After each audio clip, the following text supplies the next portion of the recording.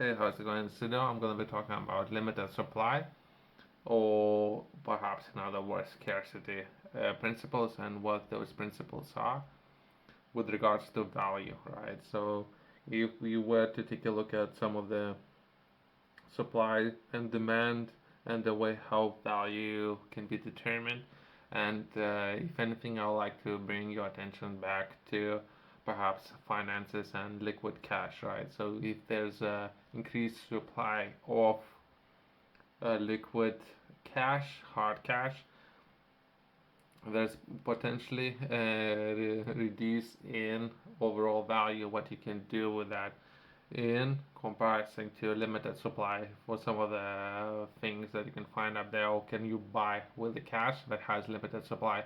Just name a few, perhaps gold if that's limited supply, buildings if that's limited supply, perhaps what you can buy with the money earth, or perhaps plot of land if that's a limited supply.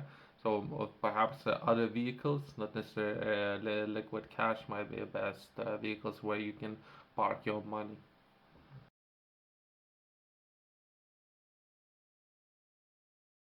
The scarcity principles is psychological concept that refers to the idea that people tend to place a higher value on things that are preserved as limited in supply or availability. This principle is based on the belief that there is something in scarce or in short supply. It becomes more desirable and attractive to individuals. Again, so if you were to say that products or services that you are offering, right?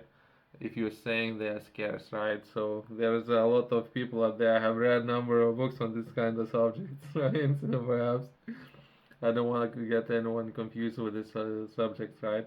If anything, I need to monitor what kind of people I'm associating myself with, right? What I'm actually trying to achieve here.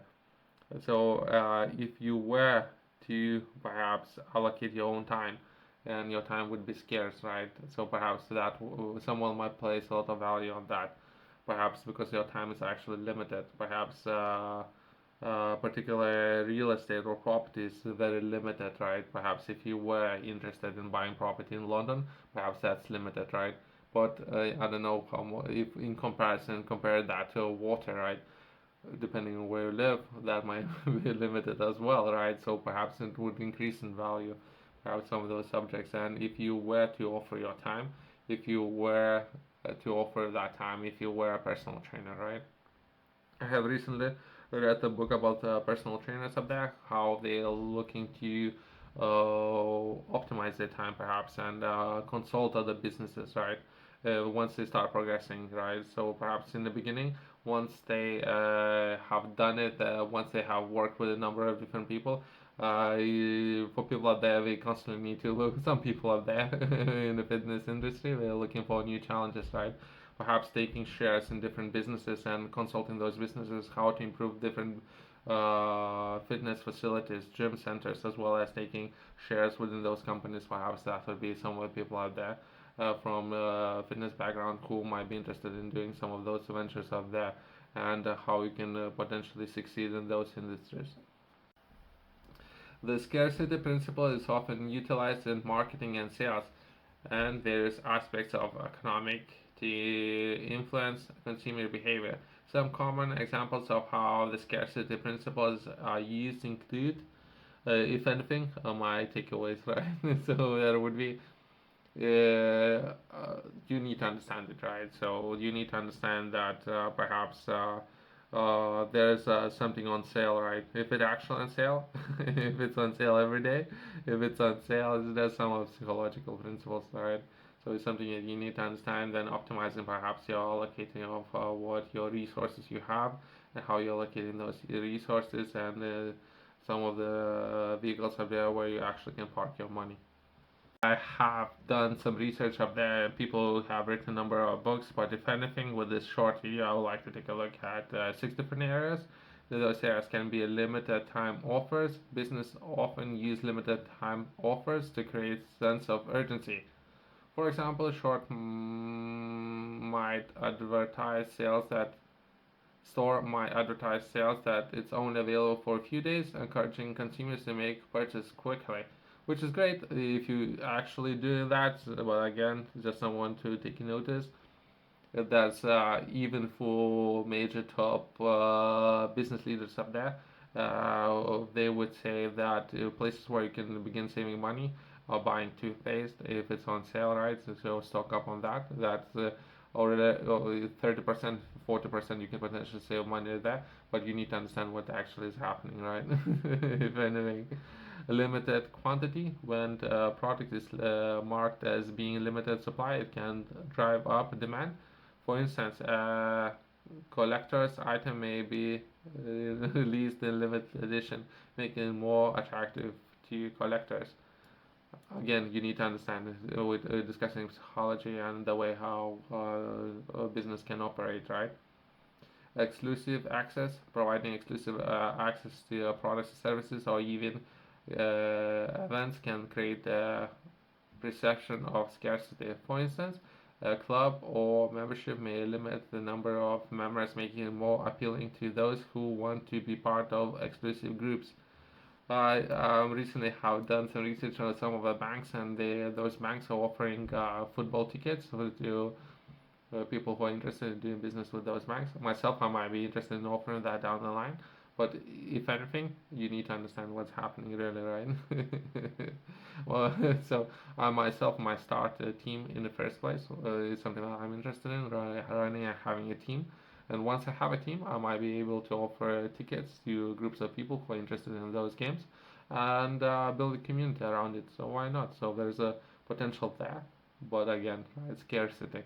Whilst waiting list, some companies create waiting lists for their products or services. This can make people feel like they are missing out, driving them to sign up for waiting lists to become customers once the item becomes available. I, I, I haven't tried it. It is something that I might need to try doing it myself in some of the restaurants, perhaps operating like that, or perhaps different apps might have waiting times. Or different platforms might have waiting times, such as the way how the people are operating, and that they would open the doors for limited time. So some of the perhaps top techno without naming names, right? Top technology companies might release products like that, right? So there's something worth mentioning. Early bird discount, offering discounts to early customers or backers of the project is another way to leverage the scarcity principle. It encourages people to take action quickly to secure a better deal. But again, if anything, you need to understand what's really happening, right? Low stock alert. Retailers sometimes use low stock alerts to notify customers when the product is running out, which can prompt them to make purchase before it sells out. The scarcity principle taps into fear of missing out, FOMO, right? So for people out there, I have just released a book. It's on offer. I don't know. For full price, who are interested, I would like to share this book with as many people as I can. If you would like to learn more about livestock enterprise and how where to begin when operating and managing a business, in particular how to achieve your first milestone, that will be from zero to first $10,000 you response, and how you can achieve that. I have shared a lot of examples within the book that can potentially bring you up to speed, as well as share. I have shared a lot of information here that can potentially save you money, if anything. You can find it in the description below, as well as Top Retailers has it.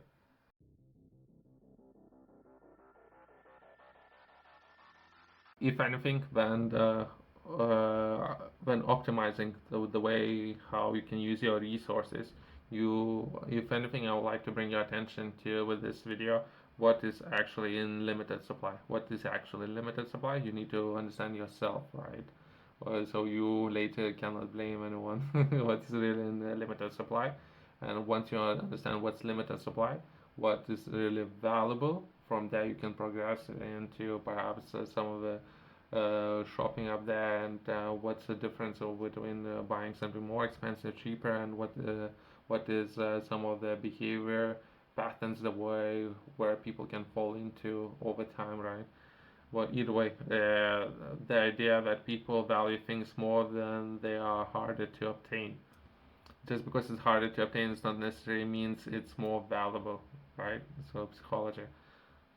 On myself, I might fall into those traps, but if anything, that would be my own journey, and I would like to share this journey with other people, right?